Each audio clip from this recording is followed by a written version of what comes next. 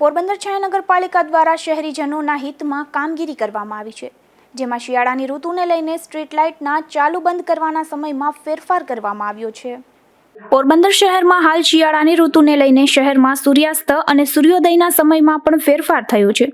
ત્યારે આ ફેરફારને લઈને શહેરમાં અંધારપટ થઈ ગયા બાદ પણ સ્ટ્રીટ લાઇટ શરૂ થતી નથી, તેમજ સવારે પણ અંધારું હોય ત્યારે જ સ્ટ્રીટ લાઇટ બંધ કરી દેવાની ફરિયાદો ઉઠી હતી, જેને લઈને પોરબંદર છાયા નગરપાલિકા પ્રમુખ ડોક્ટર ચેતનાબેન તિવારી દ્વારા શહેરમાં સ્ટ્રીટ લાઇટના સમયમાં ફેરફાર કરવા માટે આદેશ આપવામાં આવ્યો છે। પોરબંદર છાયા નગરપાલિકા દ્વારા જે સ્ટ્રીટ લાઇટ સેવાઓ છે, તો શિયાળાના લીધે વહેલું અંધારું થઈ જાય છે, તો વહેલી લાઇટ ચાલુ કરવા માટેનું આપણે સૂચના આપેલી છે અને સવારના અંધારું હોય છે ને તો મોડી બંધ કરવા માટેની સૂચના આપેલી છે, જેથી આપણા નાગરિકોને સુવિધા રહે અને તકલીફ ના પડે।